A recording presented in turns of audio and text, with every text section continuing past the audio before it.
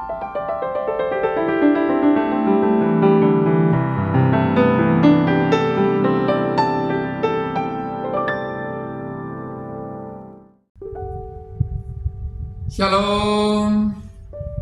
bertemu lagi dengan saya, dan dalam pertemuan kita kali ini kita akan membahas satu topik di bawah judul Menggali Alkitab dengan Metode Induktif.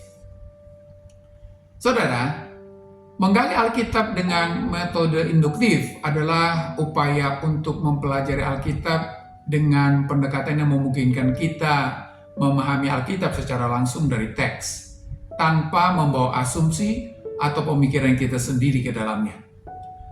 Metode ini menolong kita untuk mendengarkan apa yang firman Tuhan katakan, bukan sekedar mencari pembenaran atas pemikiran kita.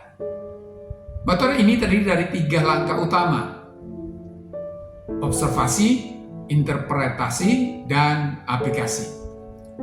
Untuk itu, mari kita bahas tiap tahap secara lebih mendalam. Pertama, observasi. Apa yang dikatakan teks? Observasi adalah dasar dari seluruh proses studi Alkitab. Tujuannya adalah memperhatikan setiap detail teks, seolah-olah kita adalah seorang detektif. Kita belum memasukkan pemikiran pribadi atau tafsiran pada tahap ini. Beberapa aspek yang perlu diperhatikan. Pertama, konteks umum. Siapa penulisnya? Siapa penerimanya? Kapan dan di mana peristiwa ini terjadi? Apa tujuan kitab atau surat ini ditulis? Yang kedua, struktur teks. Apakah teks berbentuk narasi, puisi, surat, nubuat, atau perumpamaan? Bentuk teks mempengaruhi cara kita memahaminya. Yang ketiga, kata kunci. Perhatikan kata yang diulang, kata penghubung, dan istilah penting, dan lain sebagainya. Yang keempat, tokoh dan peristiwa. Siapa saja yang terlibat?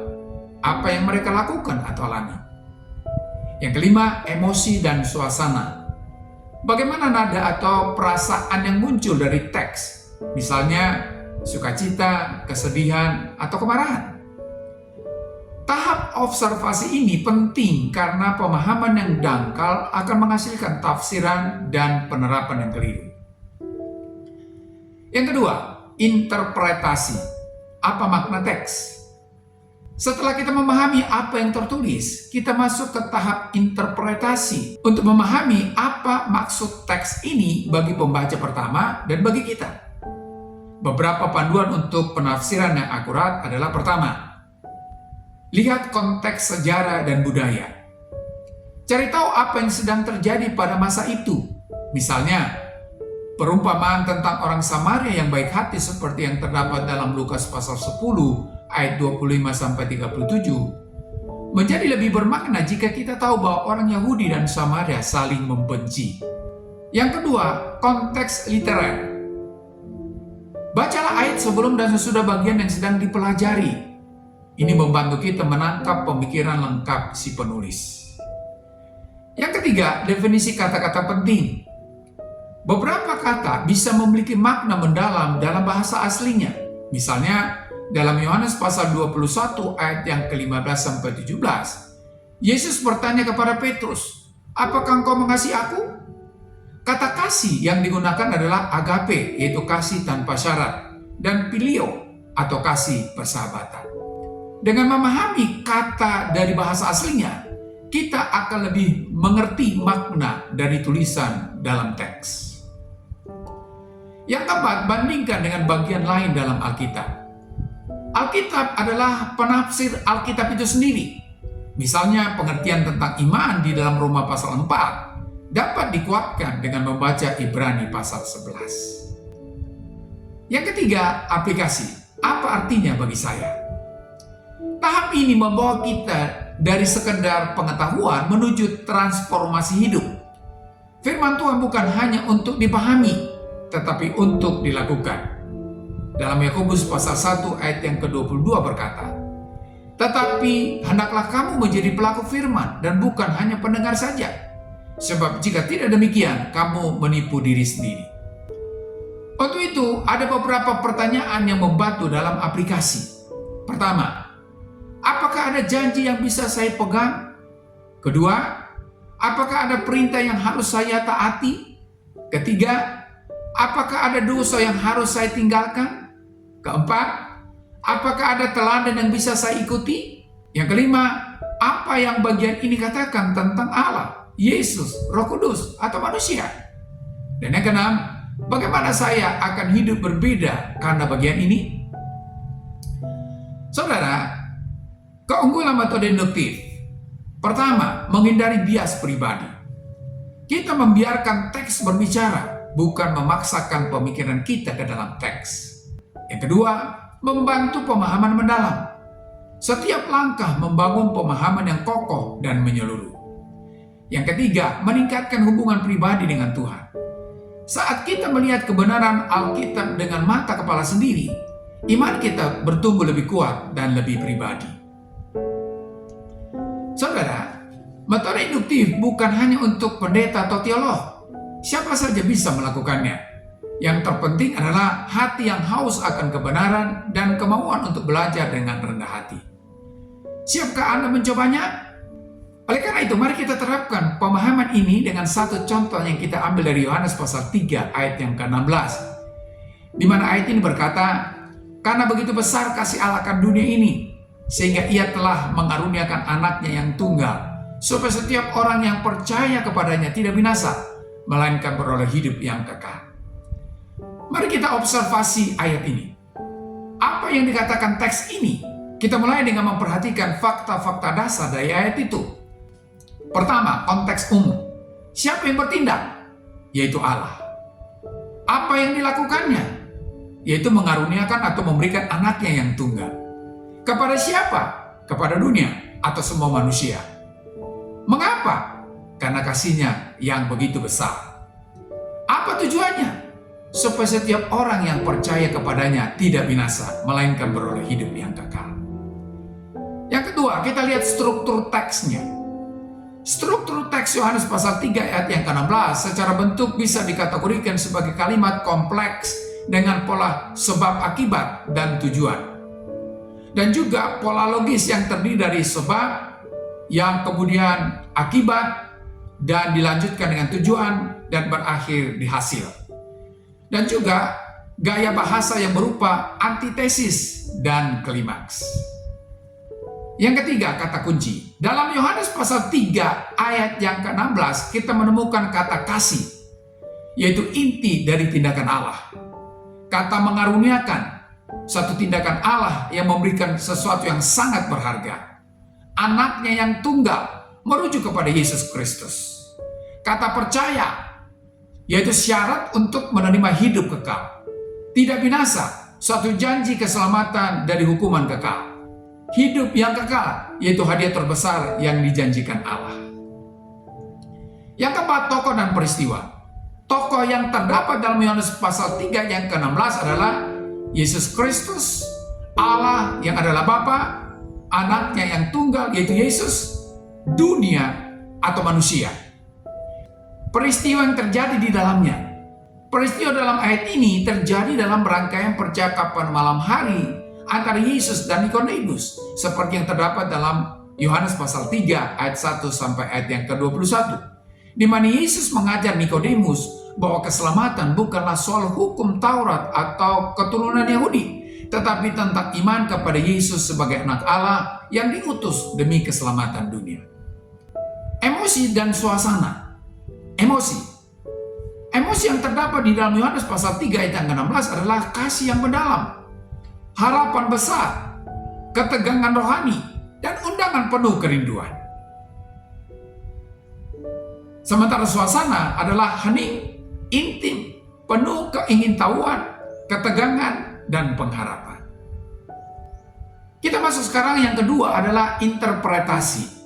Apa makna teks ini? Pertama kita lihat konteks sejarah dan budaya. Konteks sejarah, kekuasaan Romawi. Pada waktu itu, wilayah Yudea berada di bawah kekuasaan Kekaisaran Romawi. Orang Yahudi hidup dalam tekanan politik dan ekonomi, merindukan Mesias yang mereka bayangkan sebagai pemimpin politik yang akan membebaskan mereka dari penjajahan. Namun Yesus datang dengan pesan berbeda, bukan pembebasan politik, tetapi pembebasan rohani dan hidup kekal. Struktur keagamaan Yahudi. Nikodemus adalah seorang Farisi dan anggota Sanhedrin atau Dewan Agama Yahudi. Farisi adalah golongan yang sangat ketat dalam mentaati hukum Taurat dan tradisi lisan. Sedangkan Sanhedrin adalah dewan yang berwenang mengadili perkara-perkara keagamaan dan sosial. Sebagai pemimpin agama, Nikodemus seharusnya tahu segala jawaban. Tetapi ia justru datang diam-diam kepada Yesus. Ini menunjukkan kegelisahannya dan pengakuan tersirat bahwa ajaran Yesus punya kebenaran yang ia belum pahami. Konteks budaya. Pertama, keyakinan tentang keselamatan.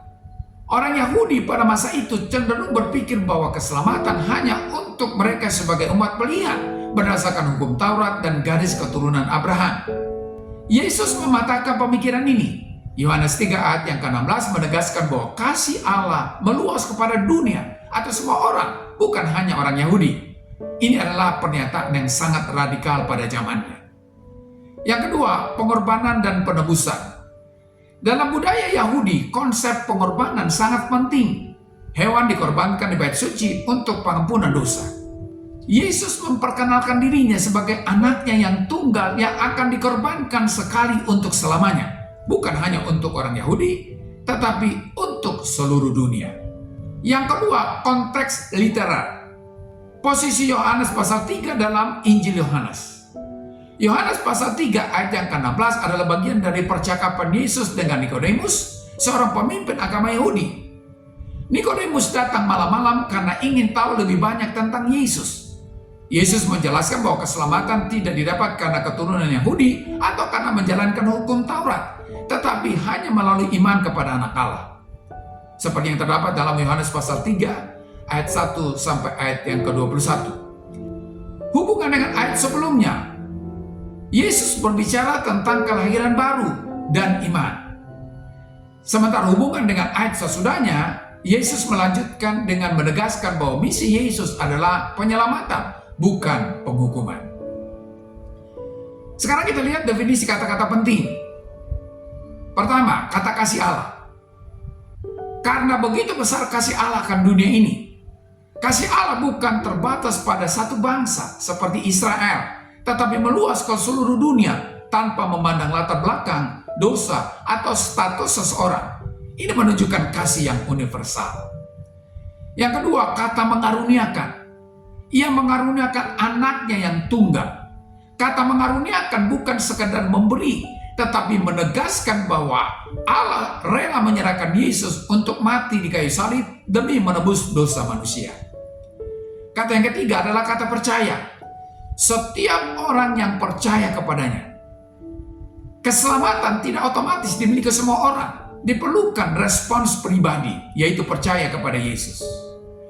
Yang keempat, kata binasa. Tidak binasa. Hal ini menunjukkan ada dua kemungkinan. Hidup kekal atau kebinasaan atau hukuman kekal. Allah memberikan jalan agar manusia diselamatkan dari kebinasaan.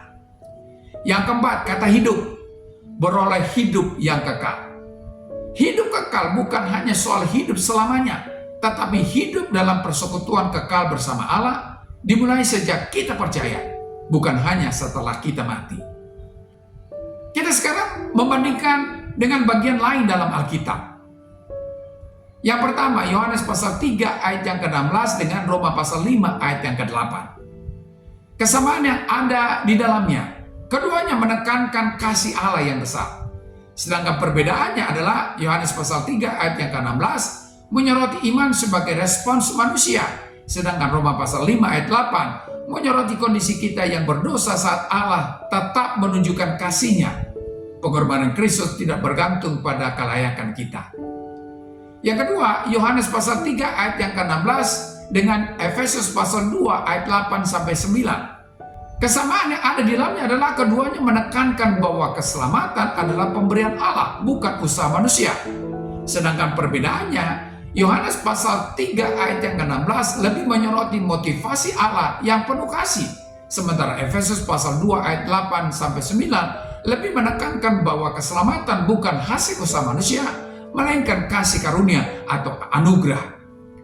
Yang ketiga, Yohanes pasal 3 ayat yang ke-16 dengan 1 Yohanes pasal 4 ayat 9 dan 10. Kesamaannya adalah keduanya menekankan kasih Allah yang dinyatakan melalui mengutus Yesus. Sedangkan perbedaannya, Yohanes pasal 3 ayat yang ke-16 lebih fokus pada kasih Allah bagi dunia secara luas. Sedangkan 1 Yohanes pasal 4 ayat yang ke-9 sampai 10 lebih menyoroti kasih yang personal kepada orang percaya.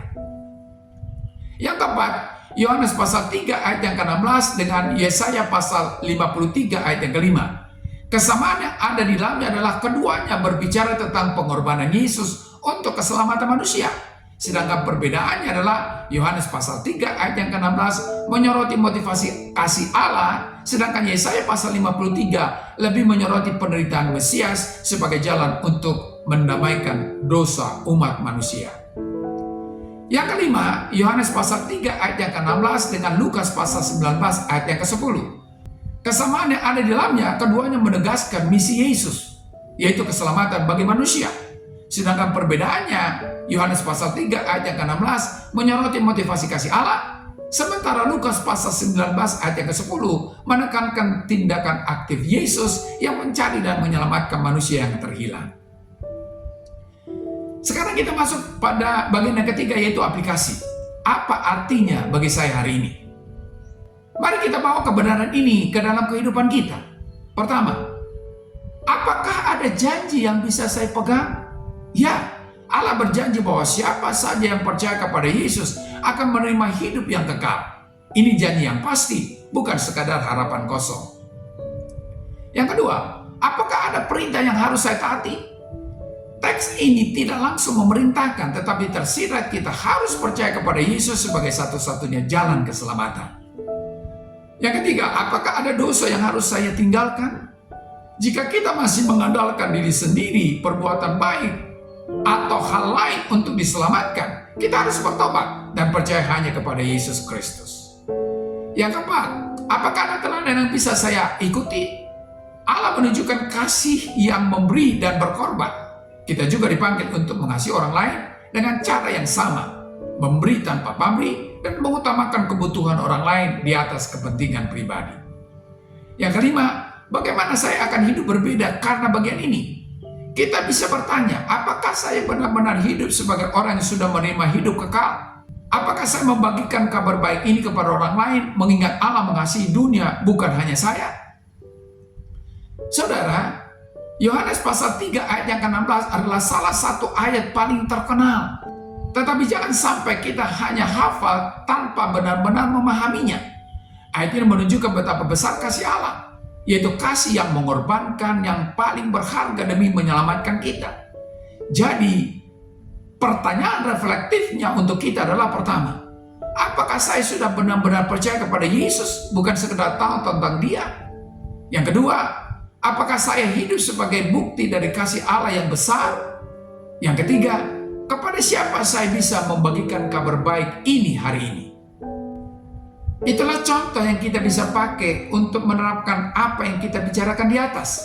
Dan saya berharap Anda bisa mencobanya sendiri dengan teks yang lain. Selamat mencoba.